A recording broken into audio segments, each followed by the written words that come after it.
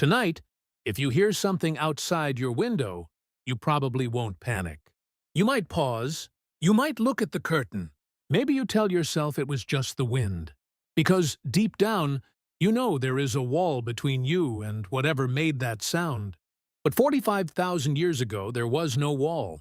There was no window. There was no lock. And if something moved outside your shelter at night, you had to answer one question very quickly. Is it food? Is it weather? Is it another human? Or is it something that came to eat us? Because prehistoric humans did not live in an empty world. They lived in a world that looked almost like Earth, but felt like another planet. The animals were larger. The nights were darker. The winters were longer. And worst of all, humans were not the only humans. That part sounds strange now, because today there is only one human species left. Us, Homo sapiens. But for most of our early story, we shared the planet with other kinds of humans. Neanderthals, Denisovans, and probably groups we still haven't fully discovered. To us, they would have looked almost human, but not quite. Different faces, different bodies, different tools, different voices around different fires. Imagine walking through a frozen valley and seeing smoke in the distance. Your group stops. Nobody speaks, because smoke means fire, and fire means intelligence, but it does not mean friend. It could be another Homo sapiens group. It could be Neanderthals. It could be people who trade with you. It could be people who kill you. And the terrifying part is, you would not know until you got close enough to be in danger. This was the world your ancestors entered when they spread out of Africa. They were not walking into empty land. They were walking into someone else's world.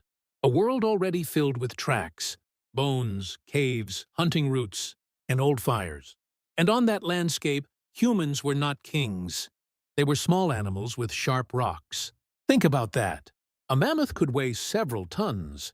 A woolly rhinoceros could destroy a human body with one charge. A cave bear could own a cave before humans ever found it. And cave lions were not movie monsters. They were real predators, moving through the same cold world our ancestors were trying to survive. So a cave was not automatically shelter. A cave might already belong to something. A footprint was not just a footprint. It was a warning. A pile of bones was not just old bones. It was evidence that something had eaten there before. And if your group made one bad decision, you became the next layer. This is why prehistoric life was not about being brave. It was about being careful. Bravery gets you close to the mammoth. Carefulness gets you back to camp. And camp was everything. Camp was not home in the modern sense. It was a temporary island of warmth in a world that wanted your body heat. A few shelters, some skins, a fire, stone tools, children sleeping near adults, someone watching the dark, someone listening, always listening, because in the prehistoric world, silence could be louder than noise. If insects stopped, if birds lifted suddenly, if the dogs or wolves near camp stared in one direction, everyone noticed. The forest was not background. The forest was a warning system, and every human had to learn how to read it. Today we read screens. They read mud. They read broken grass. They read wind. They read the smell of smoke. They read claw marks on trees and the direction of animal droppings. A modern person might see dirt. A prehistoric tracker could see a story. Something passed here. It was heavy. It was limping. It moved before sunrise. It was not alone. That kind of knowledge was not optional. It was survival. But the most dangerous animal in this world was not always the biggest one. Sometimes it was the one that looked back at you and understood. Another human. Or almost human. Because meeting another group in prehistory was one of the most important events of your life. It could save you. Or end you. Another group might bring new tools, new hunting knowledge, new mates, new stories, new words. They might show you where the herds move when the snow comes. They might trade shells, stone, pigment, or meat. They might become family, but they might also bring disease. They might steal food. They might attack at night. They might already be starving. And starving people do not behave like comfortable people. This is where the world becomes complicated. Because our ancestors did not survive by fighting everything. They survived by deciding what not to fight. You do not attack a mammoth alone. You do not chase a predator into the dark. You do not enter a cave without checking. You do not approach strange smoke without a plan. You do not waste energy unless the reward is worth the risk. Survival was math, but not the kind written on paper. It was body math. How much food do we have? How many people are injured? How cold will tonight be? Can we carry the children? Is that animal weak enough to hunt? Is that group close enough to threaten us? Should we move? Should we hide? Should we share? Should we run? Every day was a calculation, and the ones who calculated badly disappeared. But humans had one strange advantage. They could turn fear into a story. If a child almost walked toward a frozen river and died, the group did not just forget. They told the story. If a hunter followed tracks into a valley and never came back, the story stayed. If a stranger group attacked near the Red Cliff became part of memory. In a world without writing, stories were maps. Stories were warnings. Stories were survival instructions disguised as entertainment. That is why a scary story around a fire was never just a scary story. It was training. When someone said, "Don't go near that cave," maybe the reason was not superstition. Maybe the reason was that something inside it had killed 3 people 2 winters ago. And after enough time, the warning becomes myth. The animal becomes a monster. The valley becomes cursed. The mountain becomes forbidden. But underneath the myth, there may have been something practical. Stay away. Come back before dark. Do not walk alone. The ancient world was full of rules written in fear, and those rules kept people alive. Now imagine being a child in that world. You are not learning from books. You are learning from watching hands. How to scrape hide. How to carry fire. How to crack bone. How to spot edible roots. How to stay quiet when adults suddenly stop moving. You learn that laughter is allowed near the fire, but not when tracking. You learn that crying must be comforted quickly, because noise travels. You learn faces. You learn who is safe. You learn who has seen many winters. And the oldest people in the group are not just old. They are living memory.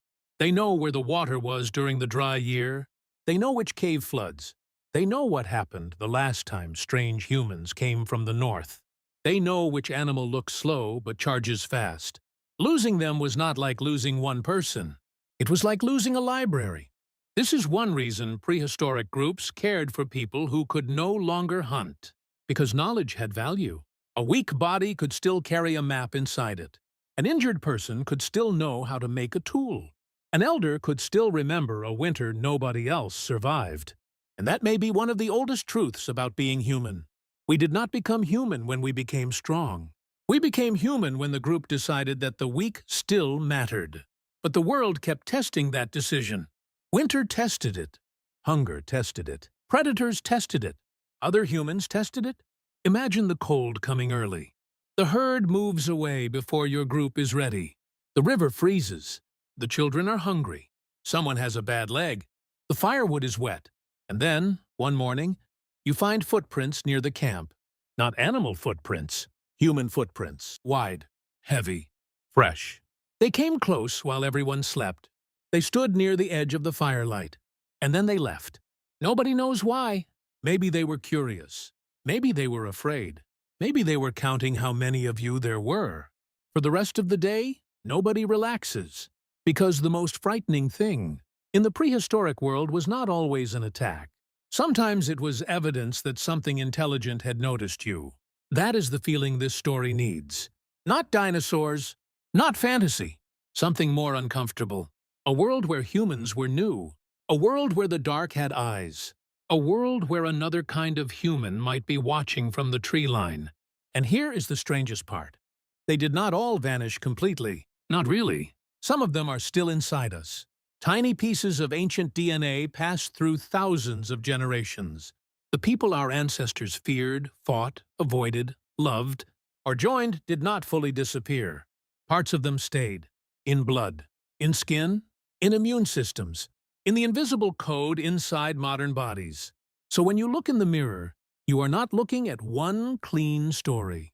You are looking at the survivor of many meetings, some peaceful, some violent, some forgotten, some so old that only DNA remembers them. And maybe that is what makes the prehistoric world so powerful. It was not simple. It was not just cavemen chasing animals.